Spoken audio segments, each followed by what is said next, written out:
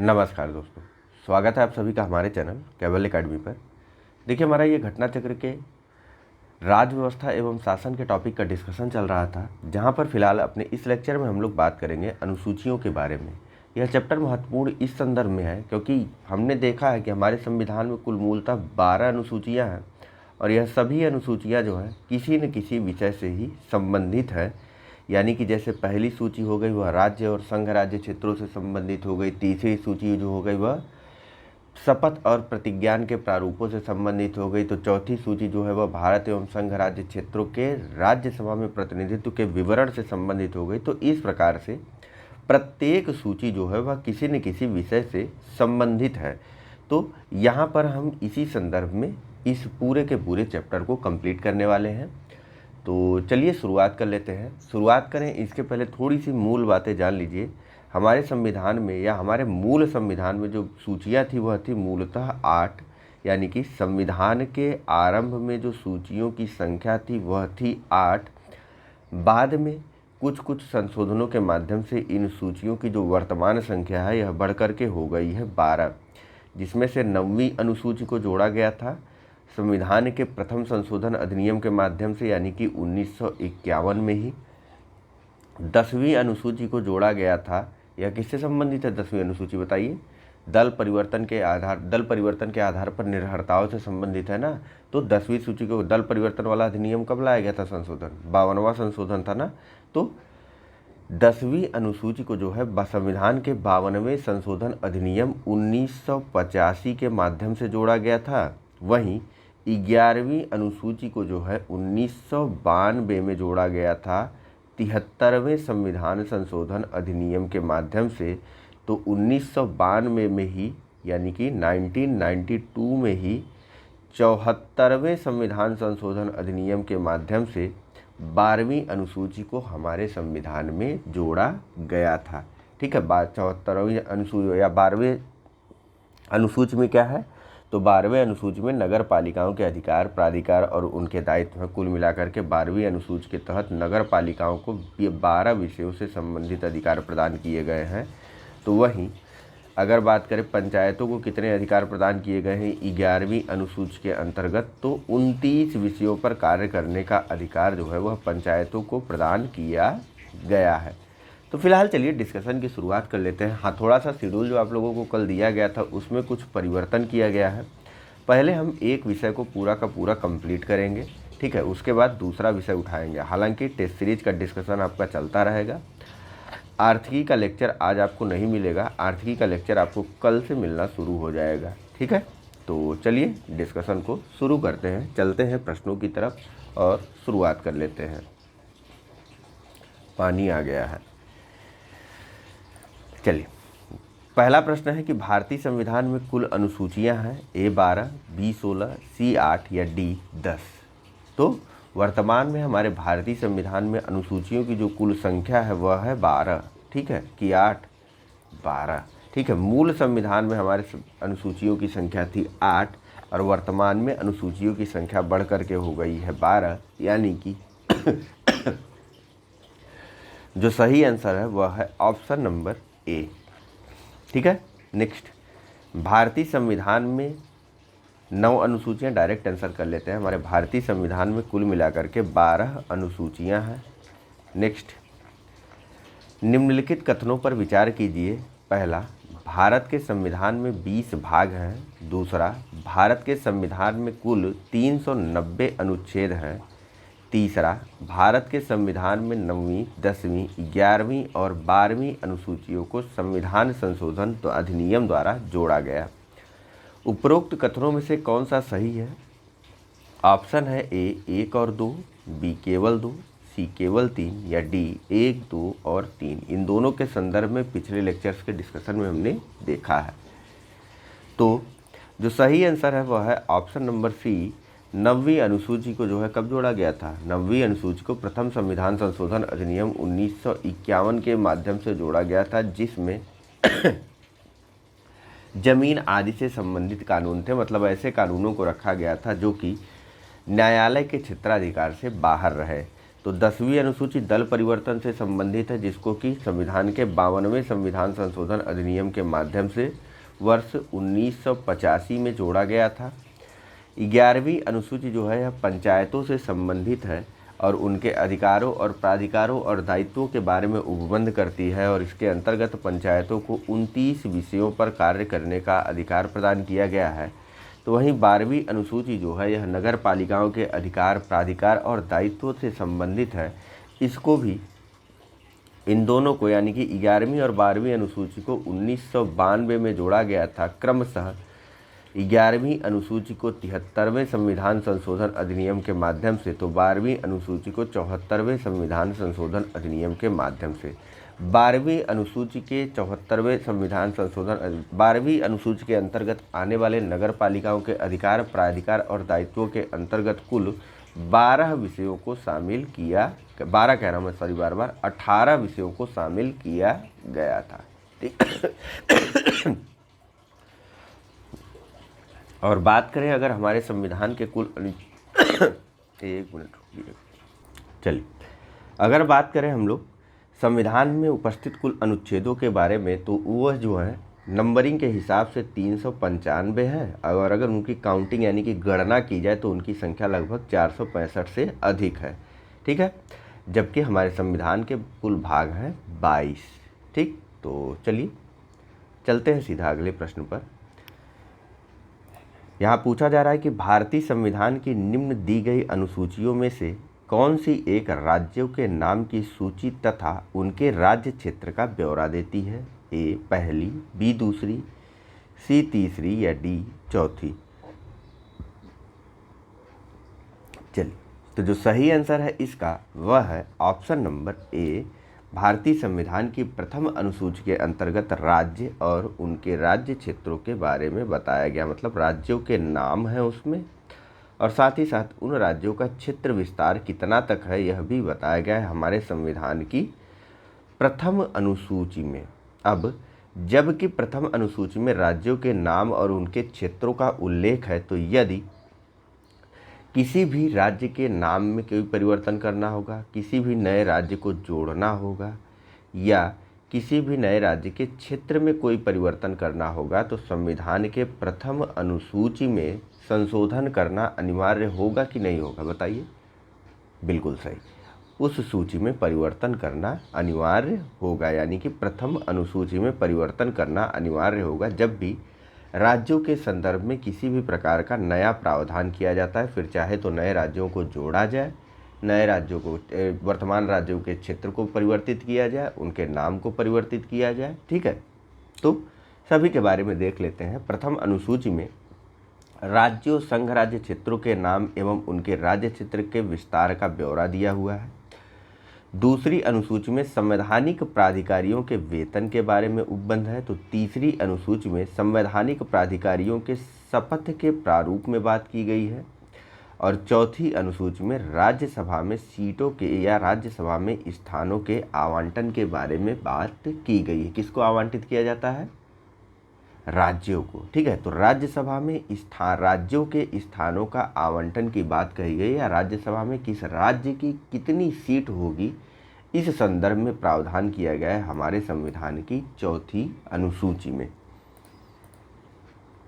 Next, यदि भारत संघ के एक नए राज्य का सृजन करना हो, तो संविधान की निम्नलिखित अनुसूचियों में से किस एक को अवश्य संशोधित किया जाना चाहिए? ए पहली, बी दूसरी, सी तीसरी या डी चौथी।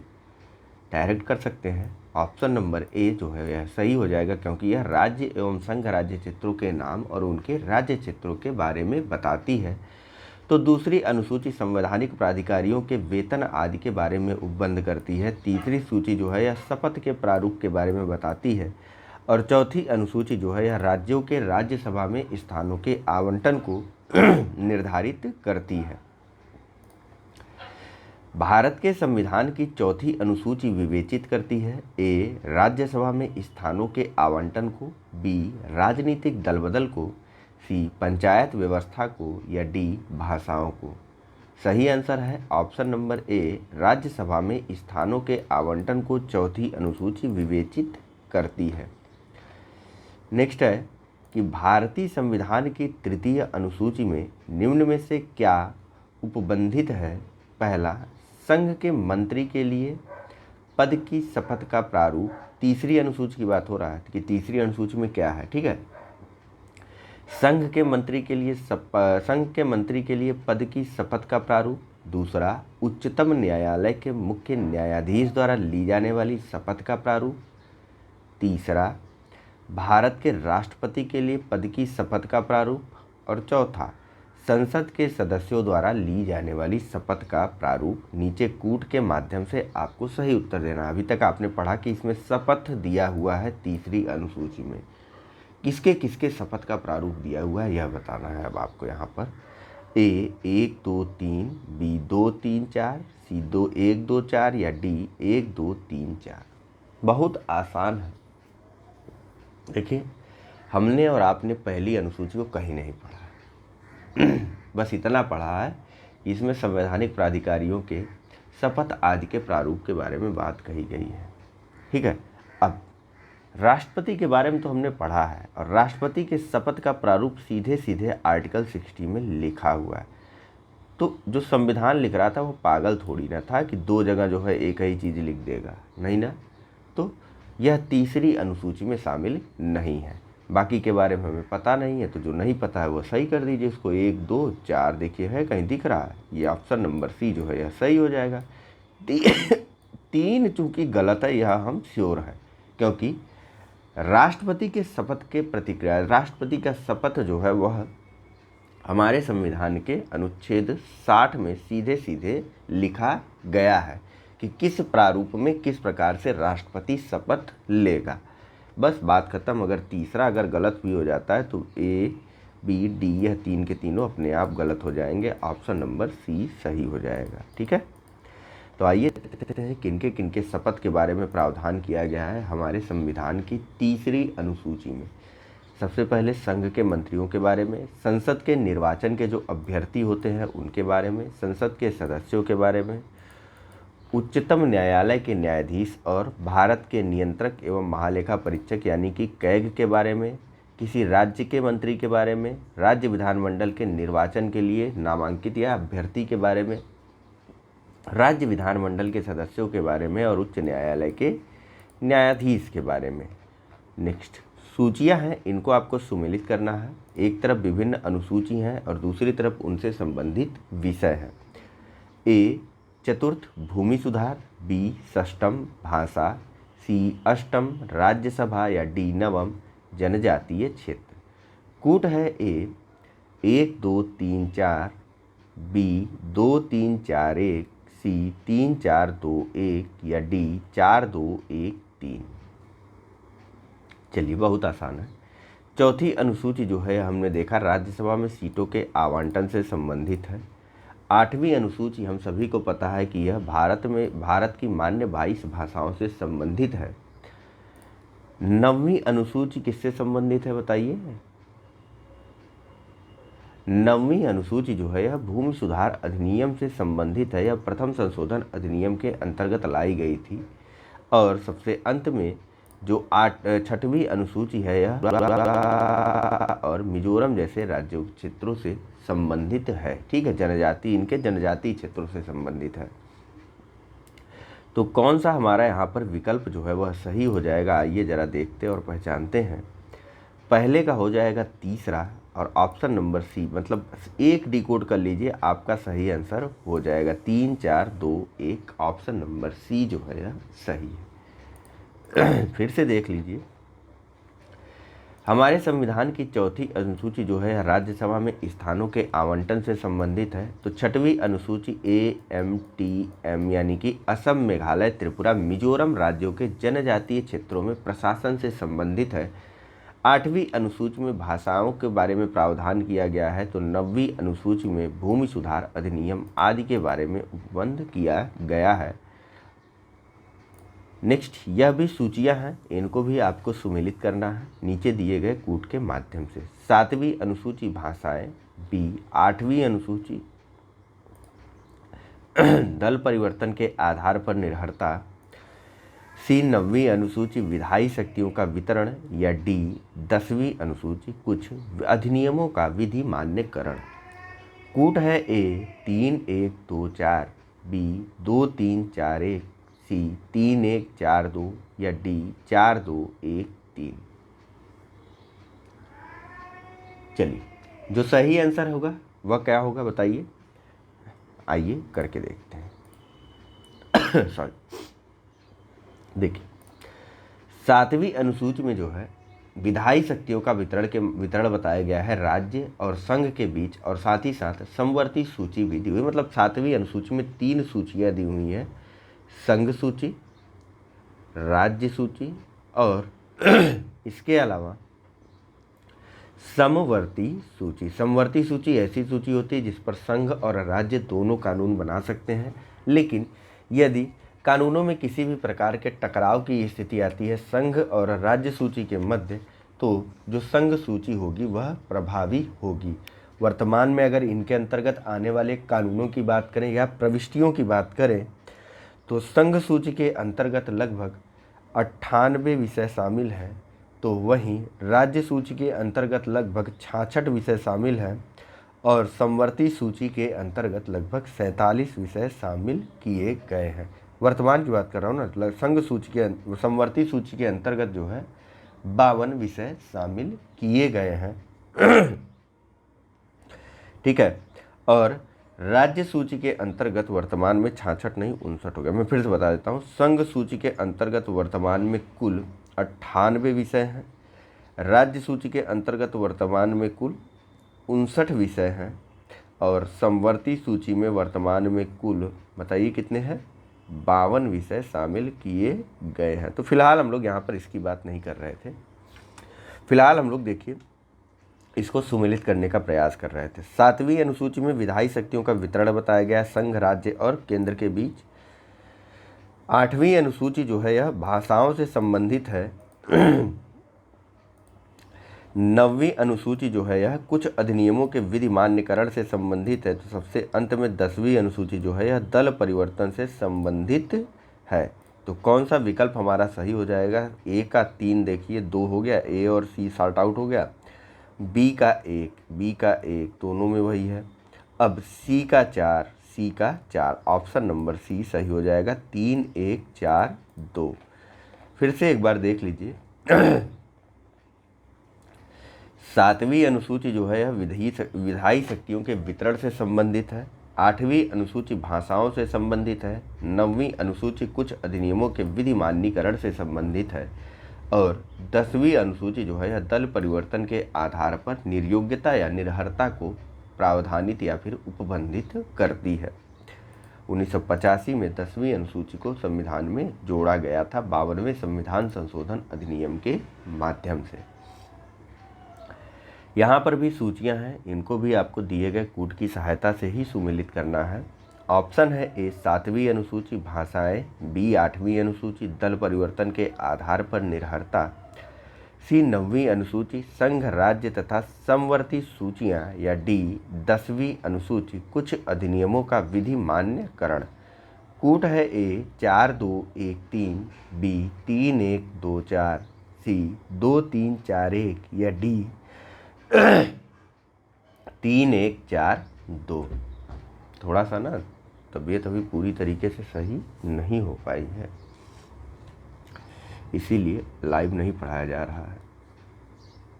कोई बात नहीं, कर लेंगे हम लोग, ठीक है।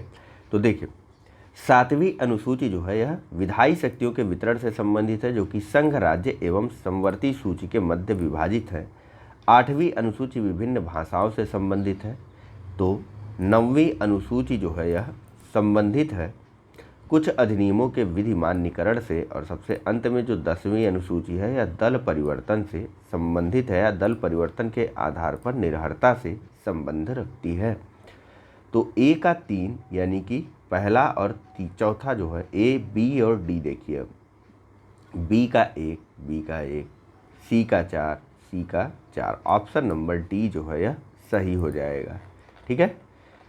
नेक्स्ट है कि किस प्रधानमंत्री के कार्यकाल के दौरान भारत के संविधान में 9वीं अनुसूची को पुनर्स्थापित किया गया था या 9वीं अनुसूची को लाया गया था? ए जवाहरलाल नेहरू, बी लाल बहादुर शास्त्री, सी इंदिरा गांधी या D Morarji Desai. IAS pre 2019 का क्वेश्चन है। यस, बहुत सरल है। देखिए, हमने देखा कि प्रथम संविधान संशोधन अधिनियम के अंतर्गत जो है 9वीं अनुसूची को संविधान में जोड़ा गया था और यह पहला संविधान संशोधन हुआ था वर्ष 1951 में। ठीक है, 9वीं अनुसूची के अंतर्गत ऐसी विधियों या ऐसे कानूनों को शामिल किया गया था जिसको न्यायिक उन्मुक्तियां प्रदान की गई थी या न्यायालयों से उनको उन्मुक्ति प्रदान की गई थी। ऐसा यह उद्देश्य रखा गया था इसके साथ, ताकि जो जमींदारी उन्मूलन किया जा रहा था या यूं कह लीजिए तो जो ज़मीनों का अधिग्रहण किया जा रहा था उनको जो है 9वीं अनुसूची के अंतर्गत रख दिया जाता था, ज़मीन अधिग्रहण से संबंधित कानूनों को, क्योंकि उस समय तक जो है संपत्ति का जो अधिकार था वह मूल अधिकार के अंतर्गत शामिल था, आर्टिकल 31 के अंतर्गत। अब परेशानी यहाँ हो रही थी कि जब सरकार को कुछ विकासात्मक कार्य करना पड़ रहा था या कुछ अन्य कार्य करना पड़ रहा था तो सरकार को संपत्ति के अधिकार के कारण वह कार्य करने में बाधा उत्पन्न हो रही थी। लोग न्यायालय चले जा रहे थे अपनी ज़मीनों को वापस लेने के लिए।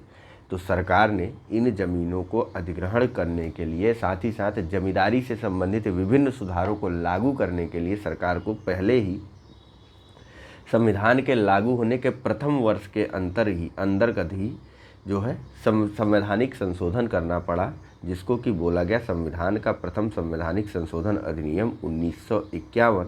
और इसके माध्यम से संविधान में 9वीं अनुसूची जोड़ी गई, जिसमें इस प्रकार के कानूनों को रखा गया जिनको न्यायिक आदेशों या फिर न्यायालयों से कुछ उन्मुक्तियां प्रदान की गई थी।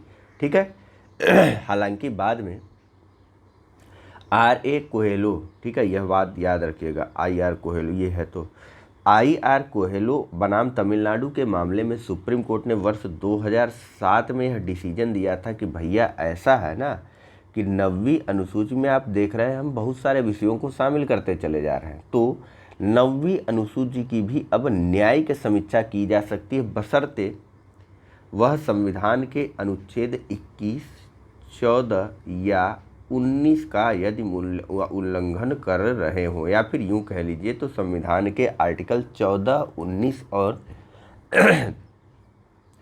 21 के अंतर्गत आने वाले 21 के अंतर्गत प्रतिबिंबित किए गए या बताए गए मूल ढांचे का यदि अनुसूची 9 में शामिल कोई भी प्रावधान उल्लंघन करते हैं तो उनकी न्यायिक समीक्षा की जा सकती है। ठीक है, 2007 के बाद से सुप्रीम कोर्ट के I.R. कोहेलो बनाम तमिलनाडु राज्य के मामले में दिए गए निर्णय के आधार पर। ठीक है, तो आइए फिलहाल इसका जो सही आंसर कौन सा होगा, इसका सही आंसर होगा option number A, Jawaharlal Nehru उस समय भारत के प्रधानमंत्री थे। देखिए, भारत के प्रथम प्रधानमंत्री जवाहरलाल नेहरू के कार्यकाल के दौरान भारत के संविधान में 9वीं अनुसूची को पुनर्स्थापित किया गया। 9वीं अनुसूची को प्रथम संविधान संशोधन 1951 के द्वारा संविधान में वर्ष 1951 में जोड़ा गया और इसके अंतर्गत शामिल किए जाने वाले अधिनियमों और विनियमों के विधि मान्यकरण और उन्हें न्यायिक उन्मुक्ति प्रदान करने का उपबंध किया गया था। इसका मुख्य उद्देश्य तत्कालीन समय में जमींदारी उन्मूलन हेतु निर्मित किए जाने वाले भूमि सुधार कानूनों को न्यायालय में चुनौती दिए जाने से रोकना था। इसी उद्देश्य से राज्यों के भूमि सुधार कानूनों को संवैधानिक सुरक्षा प्रदान करने हेतु उन्हें 9वीं अनुसूची में शामिल किया गया था। ठीक है,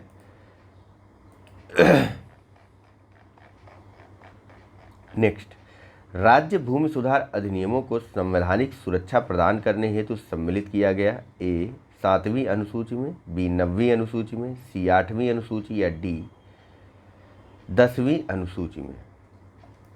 चलिए डायरेक्ट आंसर कर सकते थे हम लोग, ऑप्शन नंबर बी 9वीं अनुसूची में भूमि सुधार संबंधित अधिनियमों को शामिल किया गया था। नेक्स्ट है कि निम्नलिखित कथनों पर विचार कीजिए। पहला, भारत की संसद किसी कानून विशेष को भारत के संविधान की 9वीं अनुसूची में डाल सकती है। दूसरा, 9वीं अनुसूची में डाले गए किसी कानून की वैधता का परीक्षण किसी न्यायालय द्वारा नहीं किया जा सकता एवं उसके ऊपर कोई निर्णय भी नहीं किया जा सकता। आपको बताना है कि उपरोक्त में से कौन सा कथन जो है वह सही है। ऑप्शन है ए केवल एक, बी केवल दो, सी एक और दो दोनों, या डी न तो एक और न ही दो। चलिए, तो जो सही आंसर है वह है ऑप्शन नंबर ए, केवल और केवल पहला कथन जो है वह सही है। लेकिन अगर पीसीएस की परीक्षा में आ जाए ना, तब आपको एक और दो दोनों लगाना होगा। ठीक है, यह आईएएस का प्रश्न है, वहाँ पर वाद आदि चीज़ों को शामिल किया जाता है। पीसीएस की परीक्षा का कुछ सही से स्पष्टीकरण नहीं किया जा सकता है, तो ध्यान रखिएगा। थोड़ी सावधानी बरतेंगे ना तो चीज़ें जो है वह आसान हो जाएंगी। ठीक है, हाँ, बाद में आप आपत्ति जरूर दर्ज करा सकते हैं यदि आप ऑप्शन नंबर ए के साथ जाइएगा तो। और निश्चिंत रहिए, आपकी आपत्ति जो है वह मान्य की जाएगी, क्योंकि सुप्रीम कोर्ट का डिसीजन है तो हाई कोर्ट भी उसको खारिज नहीं कर सकता है। फिलहाल बवाल में क्या पढ़ना, आइए पढ़ते हैं। देखिए, पहले संविधान संशोधन अधिनियम, एक सेकंड रुकिए। तो देखिए, 9वीं अनुसूची या प्रथम संविधान संशोधन अधिनियम के माध्यम से हमारे संविधान में 2 अनुच्छेद जोड़े गए थे, 31 क और ख। क्या कहते हैं ये 31 क और ख, बताइए। तो आइए आपको बैरक दिखाता हूँ, आप लोग पलटते तो है नहीं, रुकिए एक सेकंड। देखिए, यहाँ पर बात की गई है आर्टिकल 31 क में जो है जो प्रावधान किया गया वह क्या कहा गया, संपत्ति के अर्जन के बारे में प्रावधान किया गया है कि संपत्ति का अर्जन जो है वह राज्य सरकार किस प्रकार से कर सकेगी। अगर आप इन सबको बाइकाट करते हुए सीधा इसके एक परंतुक में आए तो यहाँ पर सीधे सीधे और स्पष्ट रूप से लिखा हुआ है कि राज्य जो है वह बिना कोई प्रतिकर दिए, जो कि बाजार मूल्य से कम नहीं होगा, किसी भी प्रकार के भूमि का अर्जन नहीं कर सकती है, किसी भी ऐसी भूमि का अर्जन नहीं कर सकती जो किसी व्यक्ति की जोत के अंतर्गत आता है। ठीक है, और जबकि यदि बात करें अनुच्छेद 31 ख की, तो वहाँ पर बात की गई है कुछ अधिनियमों के विधिमान करण के संदर्भ में।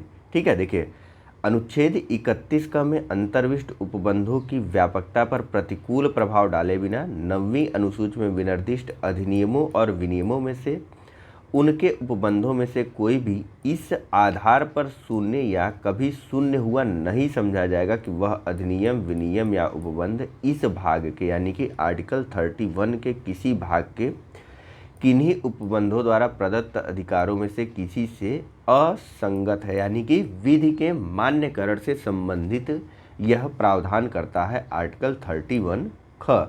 ठीक है, और जबकि 31 क में जो है संपत्ति आदि के अर्जन के लिए उपबंध करने वाली विधियों के बारे में बताया गया है। ठीक है, तो चलिए चलते हैं सीधा अपने प्रश्नों की तरफ फिर से। देखिए, यह तो हमने देख लिया कि जो नियम बनाए जाएंगे वह जो है किसी भी प्रकार से शून्य नहीं घोषित किए जाएंगे या उनको शून्य नहीं समझा जाएगा। लेकिन 2007 में सर्वोच्च न्यायालय ने IR कोहेलो बनाम तमिलनाडु राज्य के मामले में निर्णय देते हुए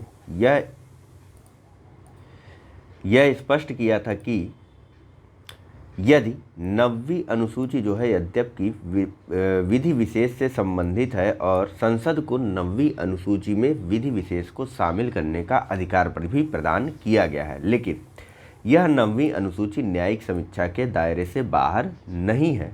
24 अप्रैल 1973 के बाद 9वीं अनुसूची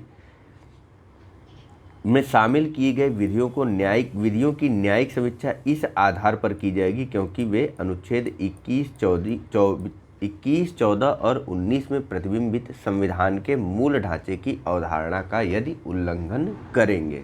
ठीक है, तो वर्ष 2007 के IR कोहेलो बनाम तमिलनाडु के मामले के निर्णय के बाद से 9वीं अनुसूची जो है वह अब न्यायिक समीक्षा के दायरे से बाहर नहीं है। ठीक है, फिलहाल नेक्स्ट प्रश्न देखते हैं। कोहेलो केस भारत के संविधान की किस अनुसूची से संबंधित है, तो डायरेक्ट करते हैं ऑप्शन नंबर सी, 9वीं अनुसूची। ठीक है, नेक्स्ट और अगला प्रश्न देखते हैं। मिलान करने की बात है, एक तरफ जो है विभिन्न सूचियां हैं और दूसरी तरफ उनमें शामिल प्रविष्टियों के बारे में बात की गई है। वह भी सभी वर्तमान में जो है वह गलत है। यहाँ देखिए, वर्तमान में संघीय सूची में जो है यह गणना के अनुसार 98 विषय हैं, राज्य सूची में 59 विषय हैं और समवर्ती सूची में जो विषय की संख्या है वह है 52।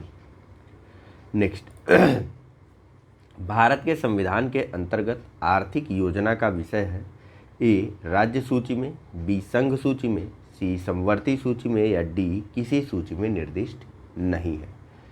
तो आर्थिक योजना का जो विषय है यह शामिल है समवर्ती सूची में, ठीक है। नेक्स्ट देखिए, समवर्ती सूची की प्रविष्टि संख्या 20 में आर्थिक और सामाजिक आयोजन का उल्लेख किया गया है और इसी के आधार पर भारत सरकार ने योजना आयोग का गठन भी किया था, जो कि अब खत्म हो चुका है। आर्थिक नियोजन भारतीय संविधान की किस सूची में सम्मिलित है? तो आर्थिक नियोजन भारतीय संविधान की समवर्ती सूची में उल्लेखित किया गया है। नेक्स्ट, जानवरों के प्रति क्रूरता की रोकथाम को भारतीय संविधान की किस सूची में रखा गया है? ए केंद्र सूची, बी राज्य सूची, सी समवर्ती सूची या डी उद्देशिका अथवा ई उपर्युक्त में से कोई नहीं या उपर्युक्त में से एक से अधिक। ध्यानपूर्वक ध्यान दीजिए, जो सही आंसर होगा वह होगा ऑप्शन नंबर सी, समवर्ती सूची में रखा गया है जानवरों के प्रति क्रूरता की रोकथाम को, ठीक है। यहाँ देखिए, जानवरों के प्रति क्रूरता की रोकथाम को संविधान की 7वीं अनुसूची की समवर्ती सूची में रखा गया है। प्रविष्ट नंबर याद रखने की आपको ज़रूरत नहीं है। निम्नलिखित में से कौन सा विषय समवर्ती सूची का है? ए पुलिस, बी आपराधिक मामले, सी रेडियो और टेलीविज़न या डी विदेशी मामले। चलिए, आईपीसी और सीआरपीसी जैसे जो विषय है यह समवर्ती सूची के अंतर्गत आते हैं। आपराधिक मामले केंद्रीय स्तर का भी अपराध हो सकता है, राज्य स्तर का भी अपराध हो सकता है, ठीक है। तो केंद्र भी कानून ले आती है और राज्य भी कानून ले आती है अपराधों के संदर्भ में या उनकी प्रक्रियाओं के संदर्भ में। तो जो ऑप्शन नंबर बी है यानी कि आपराधिक मामले यह समवर्ती सूची के अंतर्गत है, जबकि पुलिस राज्य सूची के अंतर्गत, संचार व्यवस्था और विदेशी मामले यानी कि रेडियो और टेलीविज़न और विदेशी मामले यह संघ सूची के विषय के अंतर्गत आने वाले विषय हैं। देखिए, पुलिस जो है या राज्य सूची में, विदेश मामले, रेडियो और टेलीविज़न जैसे प्रसारण साधन संघ सूची में, आपराधिक मामले समवर्ती सूची के विषय हैं। नेक्स्ट है कि निम्नलिखित में से कौन सी मत भारत के संविधान की समवर्ती सूची में है? ए जनसंख्या नियंत्रण और परिवार नियोजन, बी लोक स्वास्थ्य और स्वच्छता, सी प्रति व्यक्ति कर या डी निखात निधि। चलिए, पूछा क्या जा रहा है, समवर्ती सूची के अंतर्गत कौन से विषय आते हैं। चलिए, तो जो सही आंसर है वह है ऑप्शन नंबर ए, जनसंख्या नियंत्रण और परिवार नियोजन। यह जो है समवर्ती सूची के अंतर्गत आता है। लोक स्वास्थ्य और स्वच्छता यह जो है राज्य सूची के अंतर्गत आता है। प्रति व्यक्ति कर भी राज्य सूची के अंतर्गत और निखात निधि भी राज्य सूची के अंतर्गत। वैसे एक प्रश्न है कि यह निखात निधि होती क्या है, जरा आप लोग कमेंट करके बताइए। तो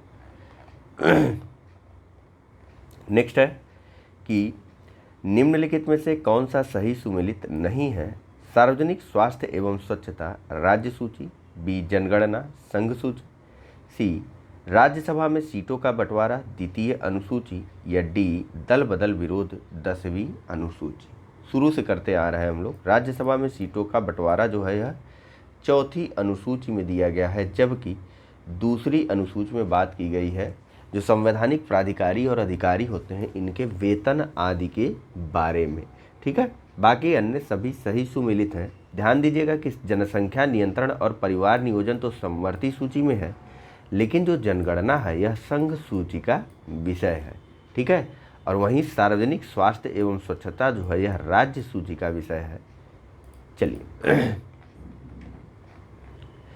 निम्नलिखित में से कौन सा विषय समवर्ती सूची में है? ए कृषि, बी शिक्षा, सी पुलिस, डी रक्षा। अभी हाल ही में इस संदर्भ में करंट में भी प्रश्न बना हुआ था। देखिए, नई शिक्षा नीति लाई गई है, किसने लाया है? केंद्र सरकार ने। लागू कहाँ होगी? राज्यों में होगी। तो जो ऑप्शन है वह है बी, ठीक है, समवर्ती सूची के अंतर्गत शिक्षा को शामिल किया गया। हालांकि शुरुआत में, संविधान के शुरुआत में शिक्षा जो है वह राज्य सूची के अंतर्गत शामिल थी, लेकिन 42वें संविधान संशोधन अधिनियम 1976 के माध्यम से शिक्षा को राज्य सूची से हटाते हुए इसको समवर्ती सूची में शामिल कर लिया गया था। ठीक है, और जो कृषि है यह राज्य सूची में है। पुलिस जो है यह पुलिस व्यवस्था या लोक व्यवस्था के अंतर्गत ही पुलिस आती है, यह भी राज्य सूची के अंतर्गत आती है, जबकि रक्षा जो है यह संघ सूची का विषय है। ठीक है, देखिए भारतीय संविधान में संघीय ढांचे को मजबूती प्रदान करने के लिए विषयों को केंद्र और राज्यों के मध्य विभाजित किया गया। इनके महत्व के आधार पर संघ सूची, राज्य सूची और समवर्ती सूची में इनको विभाजित किया गया है। शिक्षा प्रारंभ में राज्य सूची में शामिल थी, लेकिन संघ एवं राज्य दोनों के लिए इसके समान महत्व को देखते हुए 42वें संशोधन अधिनियम 1976 की धारा 57 के द्वारा शिक्षा को समवर्ती सूची में डाल दिया गया था, जबकि कृषि और पुलिस राज्य सूची के अंतर्गत और रक्षा जो है संघ सूची के अंतर्गत शामिल विषयों में से एक है। नेक्स्ट है कि शिक्षा जो प्रारंभ में राज्य सूची का विषय था उसे समवर्ती सूची में स्थानांतरित किया गया। 24वें संशोधन द्वारा डायरेक्ट करते हैं ना, 42वें संविधान संशोधन अधिनियम 1976 के माध्यम से। नेक्स्ट है कि भारतीय संविधान के किस संशोधन में वनों को राज्य सूची से समवर्ती सूची में स्थानांतरित किया गया था? A 41वां, B 42वां, C 43वां या D 45वां? चलिए, इस तरह की हरकतें जो है वह सब कुछ की गई थी 42वें संविधान संशोधन अधिनियम के माध्यम से। इसमें शिक्षा को, वन को संघ राज्य सूची से हटाते हुए समवर्ती सूची में डाल दिया गया था। देखिए, भारत के मूल संविधान में वन जो है या 7वीं अनुसूची के अंतर्गत राज्य सूची के विषय के रूप में शामिल किया गया था। 42वें संविधान संशोधन अधिनियम 1976 द्वारा वन को राज्य सूची से हटा करके समवर्ती सूची की प्रविष्टि संख्या 17 क के अंतर्गत रखा गया। नेक्स्ट है कि भारत के संविधान के अंतर्गत विषय तथा संबंधित सूची के बारे में दिए गए युग्मों में से कौन सा एक सही सुमेलित नहीं है? A1 समवर्ती सूची, B शेयर बाजार समवर्ती सूची, C डाकघर बचत बैंक संघीय सूची या D जन स्वास्थ्य राज्य सूची?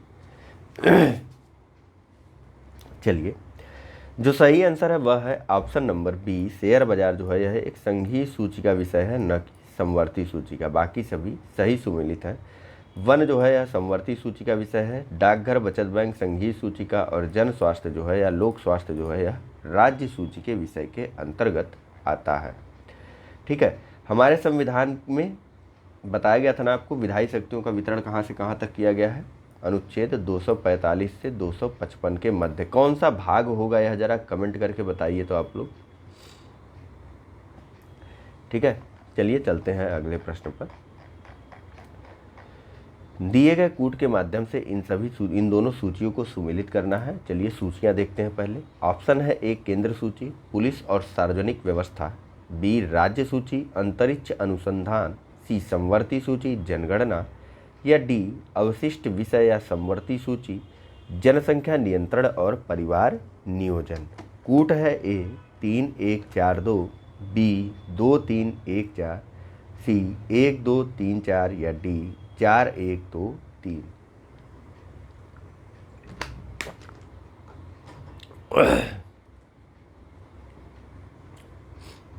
चलिए आइए सुमेलित करते हैं। केंद्र सूची के अंतर्गत आपको स्पष्टतया बताया गया था कि जनगणना जो है वह शामिल है। राज्य सूची के अंतर्गत आपको स्पष्टतया बताया गया है कि पुलिस और सार्वजनिक व्यवस्था राज्य सूची के अंतर्गत आती है। रह गई बात जनसंख्या और परिवार नियोजन और अंतरिक्ष अनुसंधान की। तो समवर्ती सूची के अंतर्गत आपको यह भी बताया गया कि जनसंख्या नियंत्रण और परिवार नियोजन आते हैं। अब सबसे अंत में एक विकल्प और एक ऑप्शन अवशिष्ट विषय के अंतर्गत अंतरिक्ष अनुसंधान चला जाएगा। अवशिष्ट विषय ऐसे विषय होते हैं जिनके बारे में संविधान में उल्लेख नहीं किया गया होता है, और ऐसे विषय जो है वह डायरेक्ट संघ के अधीन या केंद्र सरकार के अधीन होते हैं। ठीक है, चलिए देख लेते हैं कौन सा सही होगा। तीसरा किसमें है? सबसे पहले ऑप्शन नंबर ए सही हो जाएगा, 3, 1, 4, 2। ठीक है, देखिए केंद्र सूची के अंतर्गत जनगणना, राज्य सूची के अंतर्गत पुलिस और सार्वजनिक व्यवस्था, समवर्ती सूची के अंतर्गत जनसंख्या नियंत्रण और परिवार नियोजन, और अवशिष्ट विषय जो कि केंद्र के अधीन होता है वह, उसमें अंतरिक्ष अनुसंधान जो है वह शामिल है।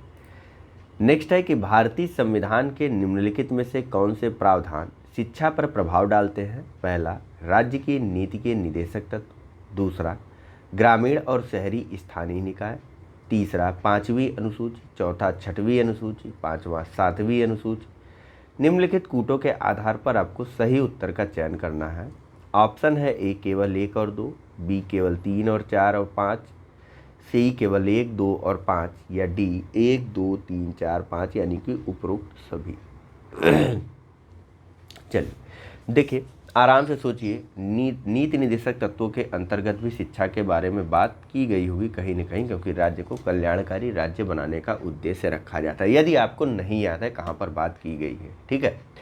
फिर ग्रामीण एवं शहरी स्थानीय निकायों यानी कि 73वें और 74वें संविधान संशोधन के अधिनियम के अंतर्गत जब शहरी स्थानीय निकायों को 18 विषय और ग्रामीण स्थानीय निकायों को 29 विषय शामिल करके इनको अधिकार प्रदान किया गया, तो इनके अधिकारों के अंतर्गत आने वाले बच्चों के बारे में भी तो कुछ प्रावधान किया गया होगा, उनकी शिक्षा व्यवस्था के बारे में, उनके स्वास्थ्य के बारे में। तो दूसरा विकल्प भी सही हो गया। अब 5वीं अनुसूची है किस बारे में? 5वीं अनुसूची जो है वह अनुसूचित क्षेत्रों और अनुसूचित जनजातियों के प्रशासन के बारे में उपबंध करती है। किसको किसको छोड़ करके? AMTM को छोड़ करके। AMTM यानी कि असम, मेघालय, त्रिपुरा और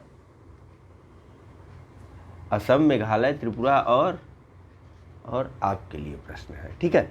तो असम, मेघालय, त्रिपुरा और मणिपुर को छोड़ करके नहीं, मिजोरम को छोड़ करके। AMTM में अपना मिजोरम आता है, मणिपुर नहीं, ठीक है। असम, मेघालय, त्रिपुरा और मिजोरम को छोड़ करके सभी अनुसूचित जनजातियों या अनुसूचित क्षेत्रों के प्रशासन के बारे में 5वीं अनुसूची में उपबंध किया गया है। जब यह प्रशासन के बारे में बात हो रही है यहाँ पर, तो वहाँ प्रशासन के अंतर्गत शिक्षा प्रशासन, व्यवस्था प्रशासन जो है वह शिक्षा को नहीं देखेगा ना, तो यह भी सही हो गया। अब 6वीं अनुसूची में बचे हुए इन AMTM को ले लिया गया, यानी असम, मेघालय, त्रिपुरा, मिजोरम को ले लिया गया।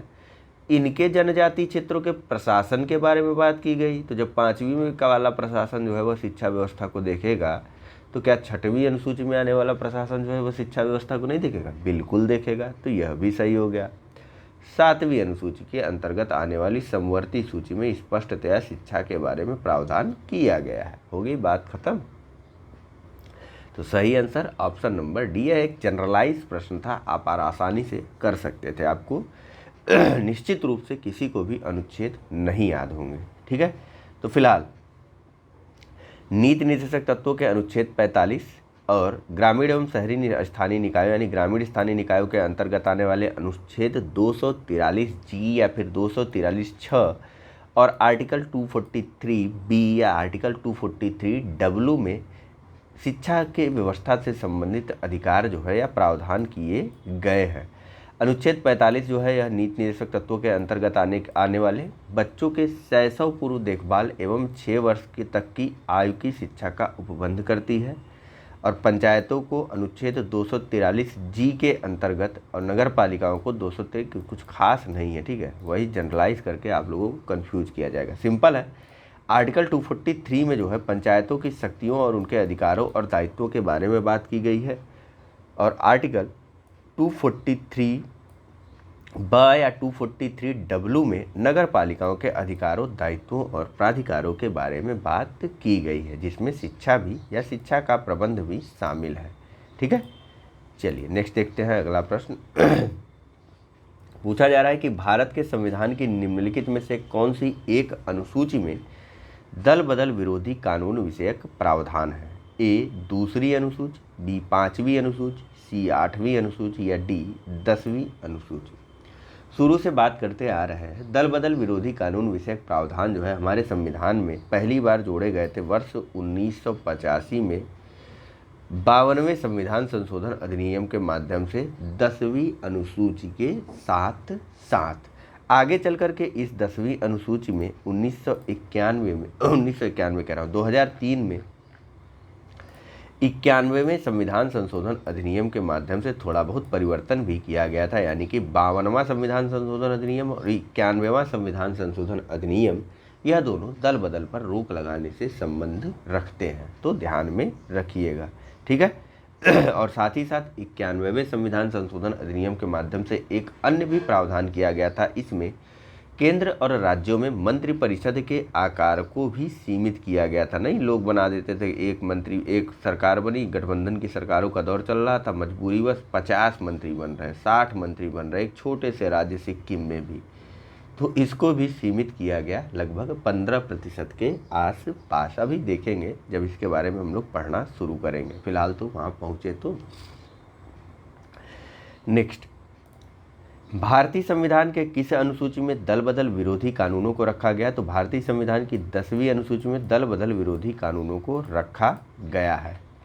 नेक्स्ट, भारतीय संविधान की 10वीं अनुसूची का संबंध है, तो 10वीं अनुसूची का संबंध ऑप्शन नंबर डी यानी कि दल बदल विरोधी कानून से है।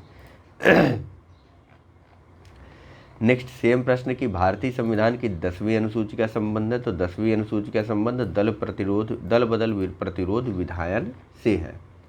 नेक्स्ट, नीचे ही है यार एक और, भारतीय संविधान की 7वीं अनुसूची के अंतर्गत संघ सूची में निम्नलिखित में से किसका उल्लेख नहीं है?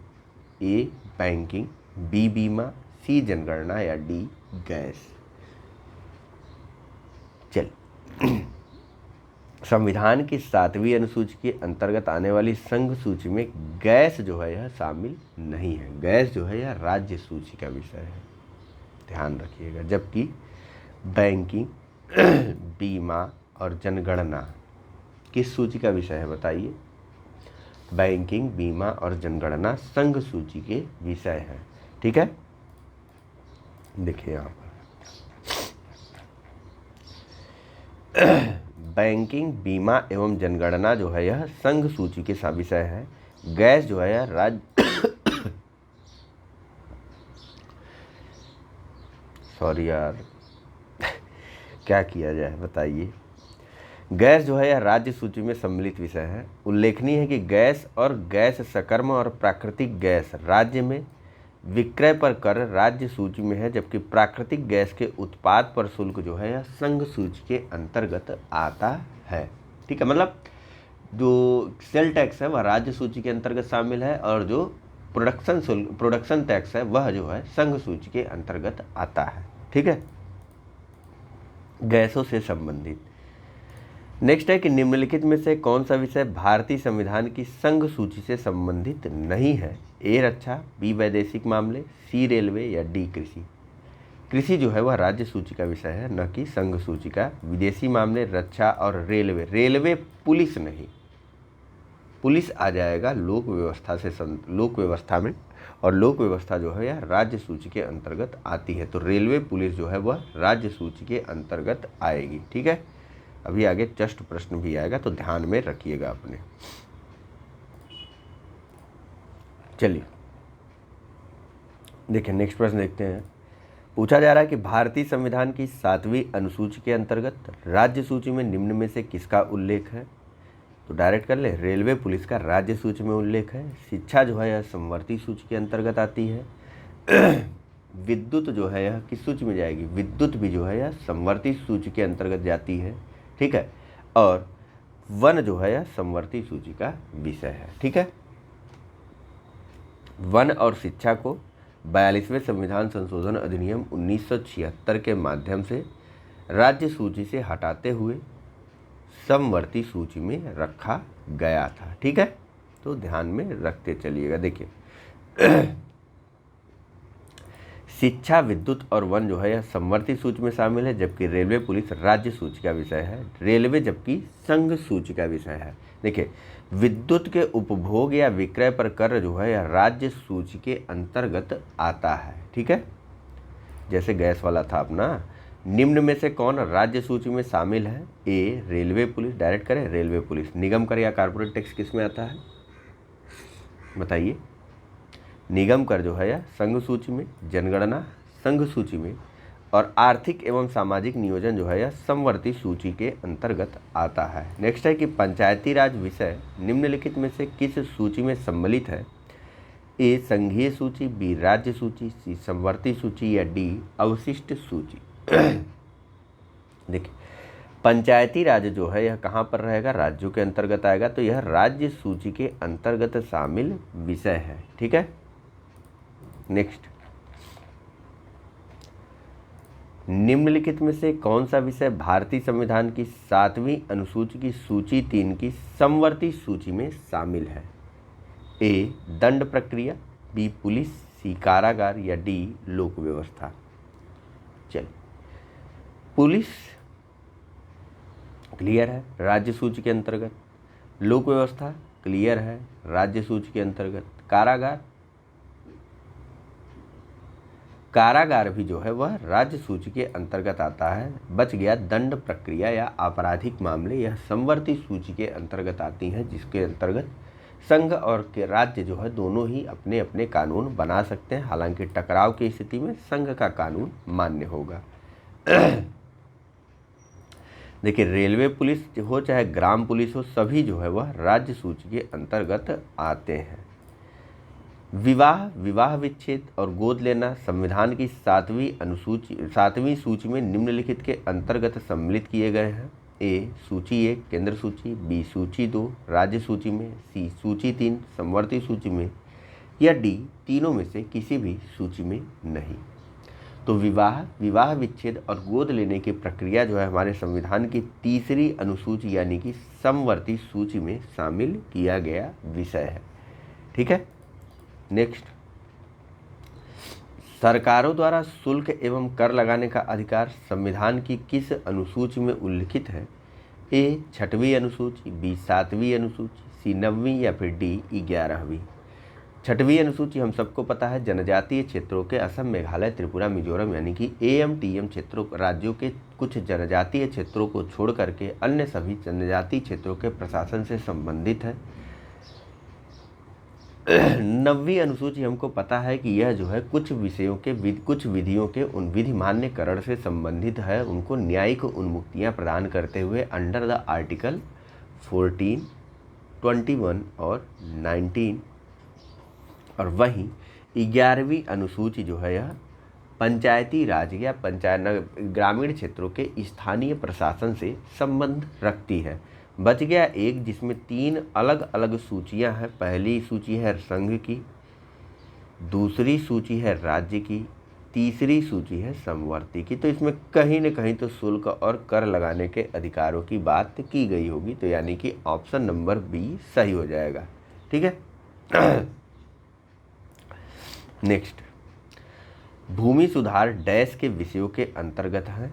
ए संघ सूची, बी समवर्ती सूची, सी राज्य सूची, या डी इनमें से कोई नहीं। कृषि जो है वह राज्य के अंतर्गत आने वाला विषय है, तो भूमि सुधार भी जो है वह राज्य सूची के अंतर्गत आने वाला विषय होगा। और इसी कारण राज्यों के अधिनियमों को संविधान की अनुसूची 9 में संरक्षण भी प्रदान किया गया भूमि सुधार से संबंधित।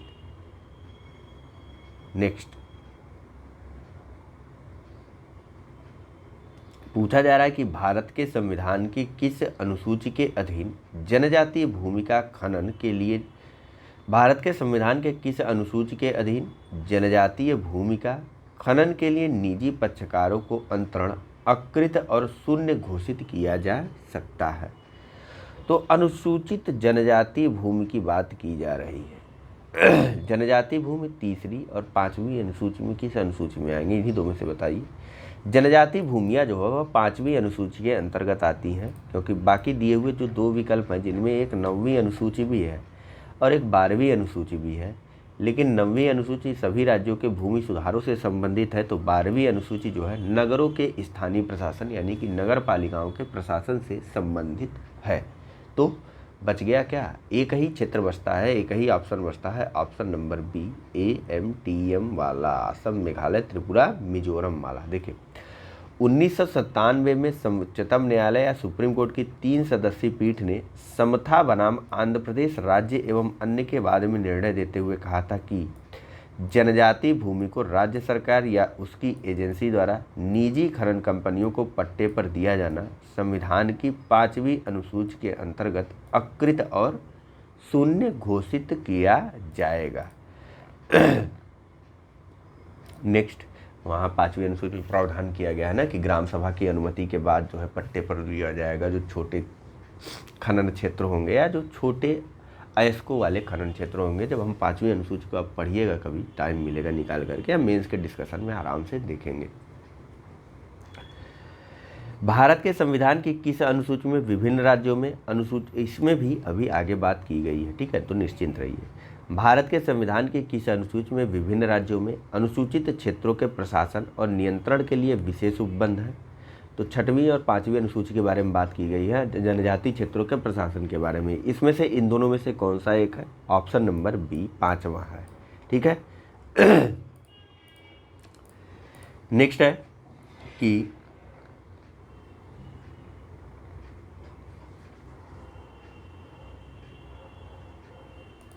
मैं बार बार गलत बता रहा था, एक चीज़ आपको ध्यान दीजिएगा यहाँ पर,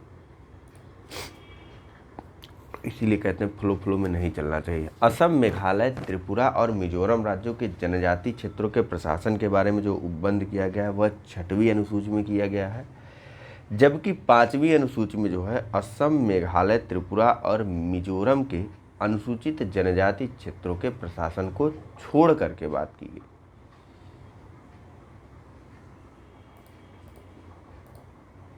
ठीक है, चलिए पूछा जा रहा नेक्स्ट क्वेश्चन में कि भारत के संविधान में 5वीं अनुसूची और 6वीं अनुसूची के उपबंध निम्नलिखित में से किस लिए किए गए हैं? ए 5वीं अनुसूचित जनजातियों के हितों के संरक्षण के लिए, बी राज्यों के बीच सीमाओं के निर्धारण के लिए, सी पंचायतों की शक्तियों, प्राधिकारों और उत्तरदायित्वों के निर्धारण के लिए, या डी सभी सीमावर्ती राज्यों के हितों के संरक्षण के लिए। तो जो सही है वह है ऑप्शन नंबर ए। 5वीं अनुसूची में असम, मेघालय, त्रिपुरा और मिजोरम से भिन्न राज्यों के अनुसूचित क्षेत्रों और अनुसूचित जनजाति क्षेत्रों के प्रशासन और नियंत्रण से संबंधित प्रावधान है। तो 6वीं अनुसूची में AMTM यानी कि असम, मेघालय और त्रिपुरा और मिजोरम के अंतर्गत आने वाले जनजातीय क्षेत्रों के प्रशासन के बारे में उपबंध किया गया है। नेक्स्ट है कि संविधान की अनुसूची 6 में इनमें से किस राज्य में लागू नहीं होती है? ए असम, बी मेघालय, सी त्रिपुरा या D Manipur. Option number D सही है।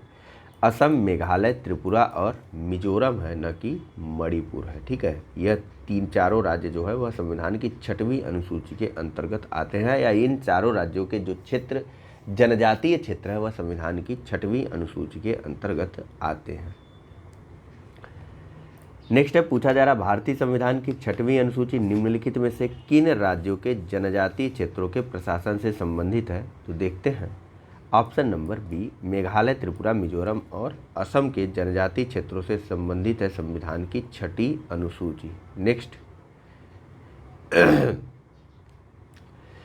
भारतीय संविधान की 6वीं अनुसूची के प्रावधान निम्नलिखित में से किस राज्य में लागू होते हैं? ए त्रिपुरा, बी सिक्किम, सी नागालैंड या डी उपरोक्त सभी। Assam, Meghalaya, Tripura, Mizoram. Option number A, ठीक है। नेक्स्ट, संविधान के 11वीं अनुसूची जो है वह किससे संबंधित है? ए नगर पालिका से, बी पंचायती राज से, सी केंद्र राज्य संबंध से या डी भ्रष्टाचार निवारण से।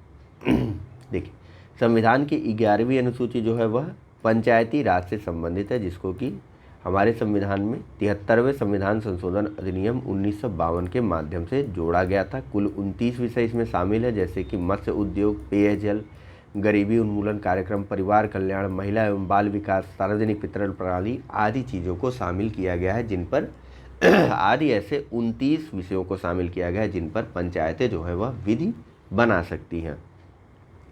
जबकि नगर पालिकाओं के अंतर्गत यानी कि 74वें संविधान संशोधन अधिनियम के माध्यम से जोड़ी गई 12वीं अनुसूची के अंतर्गत कितने विषय शामिल हैं? 18 विषय, जिन पर नगर पालिकाएँ कानून बना सकती हैं।